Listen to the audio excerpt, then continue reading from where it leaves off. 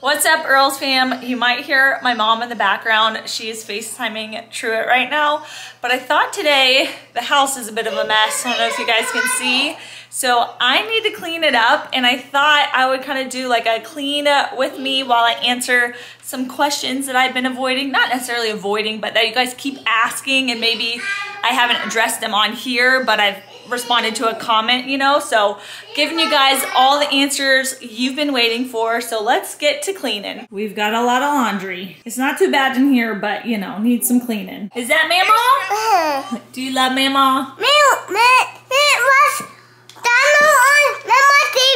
You watch dinos on Mama's TV? He's so cute. He will talk to like my mom or Harold's mom or grandma all day long, always wanting to call them. Okay, we're gonna get started on the couch first. Now the first question, this has been blowing up the comment section, and anytime I show Ranger, is what happened to Miss Tracker. So I'm gonna let you guys know. So you guys have obviously noticed that Tracker has not been around, but she is completely fine. She is happy, she's healthy.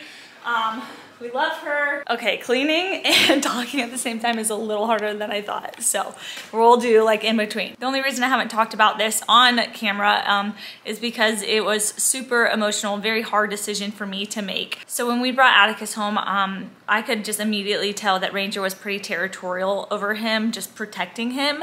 And as the dogs have gotten older, they have started to fight more, and that's really difficult when, you know, we've got a bunch of kiddos, and a lot of time it's over food or toys, not even the dog's toys, but like the kids' toys, stuff that when they're alone, they aren't gonna fight over, you know what I mean? Like a toy, they're not gonna get possessive over a kid toy, you know, but they were starting to get possessive over things, and even when I would feed them, start like fighting more.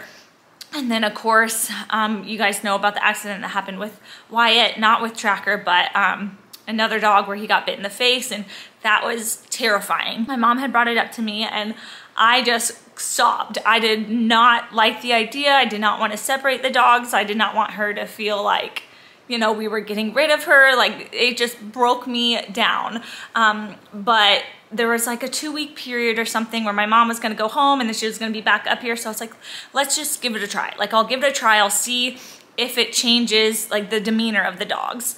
And it did.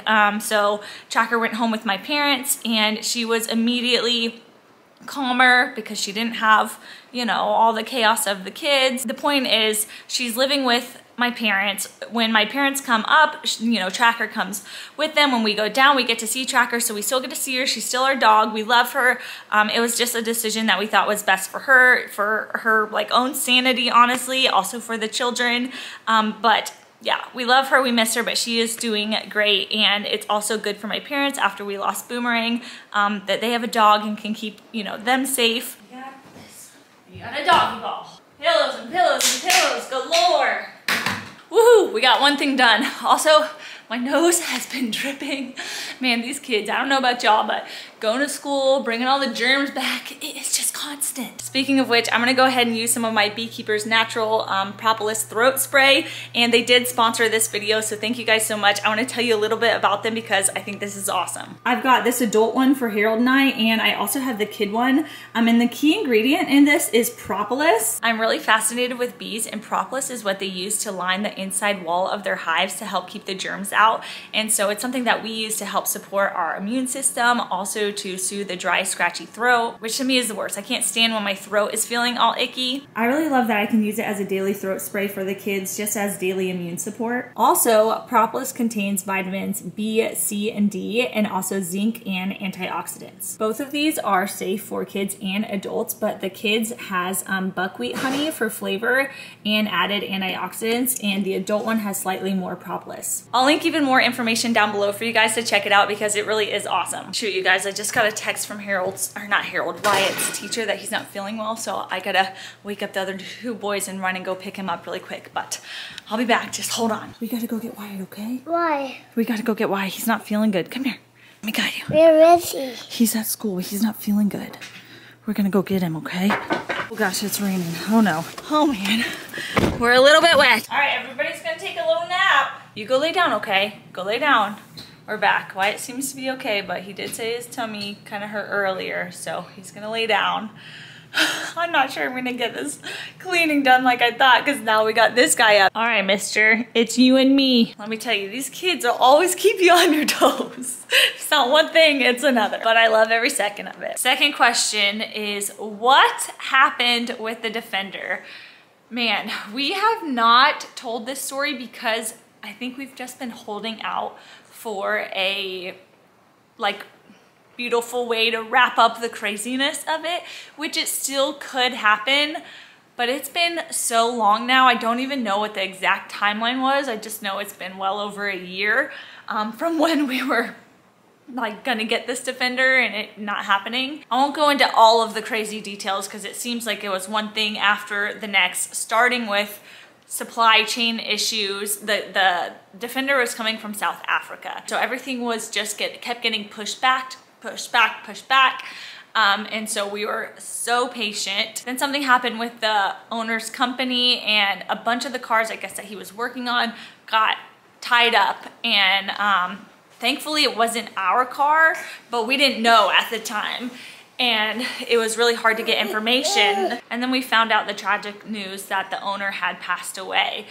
So obviously trying to be very respectful of the family. The owner's like brother was also part of the company. So like giving them time to mourn, but then also trying to figure out where's this car that we paid a lot of money for. Harold somehow ended up finding where it ended up over there in South Africa. But then it was an issue of trying to figure out now how to get it back because this company like no longer exists. It's a confusing story, but we are still trying to get our Defender over here. But obviously there are a lot of things that we still have to jump through to make that possible. So we could have just lost a huge chunk of money, which has been, you know, a hard thing to swallow. Or it's just a really long time getting here. Either way, it's been crazy. To be honest, it was a really sore subject, and that's probably why we haven't talked about it, because it's just sad. You know, we were so excited about it. This is gonna be a legacy vehicle for the kids. And just to go through like one thing after another, kind of feeling like, did we make a really bad decision here? I mean, we met the guy in person. Harold did all this research, vouching, like calling the people that have gotten Defenders from him before, and a lot of people vouched for him. So it was just like all this stuff just kind of happened. And there's no way we could have known, but we're still working on it. Are you happier now? You can say mama, mama. We're still working on it. Baba? You say mama, mama, mama, mama. Are you gonna be one soon? You gonna be one soon? Okay, final question, and then I'm gonna wrap this up since I got my hands full. And I just wanted to address this specifically because it seems like when I do decide to get vulnerable and share about, you know, if we're kind of a little unsure of if we're, you know, gonna have a fifth or if we're done at 4, this is something that naturally just keeps getting brought up. And so I just want to be like super clear about kind of where we stand on it. They are supposed to be napping up there, and they definitely are not. So I need to go help them get situated in a minute. But basically every time we talk about it, you know, there's questions about, you know, having the 5th, you know, to have the girl, or if you are gonna have the 5th, you have to be happy if it's gonna be a boy. And I know we've talked about, you know, wanting to have a girl, specifically Harold, plenty of times, so I know where everyone's coming from, and I don't think it's coming from a bad place at all. But we 100% would not make the choice to have another child if we weren't like super stoked to have another boy. And in our eyes, we are, or like would be, having another boy. It's so easy to see another boy a part of our family because, I don't know, we just have the best little boy crew ever. And as wild and crazy as it would be to have 4 or 5 boys, oh my gosh, I already have 4. Like, that's amazing, right? So yeah, I just want to put that to rest. We would never make the decision because we wanted a girl, you know, like we wouldn't be having a 5th just to try for a girl. It would just be because we feel like our family isn't done yet, which is something that I really felt pretty strongly about when I was pregnant with him. I thought I would have that peace, and I just never did. And now I am starting to feel a peace that I know if we do decide to have one more, then I know, like, that's it. Like, the family's complete. Like, we're not making it to 6 unless, you know, the Lord has another plan, which could be the case, but you never know, like, in my mind. But, you know, this has to be something that Harold and I both feel peace about, and anyways, there's so much to it. But I just wanted to lay that to rest because obviously, like, we would be stoked if it was a girl. That'd be super cool, but we would be equally as happy if it was a boy.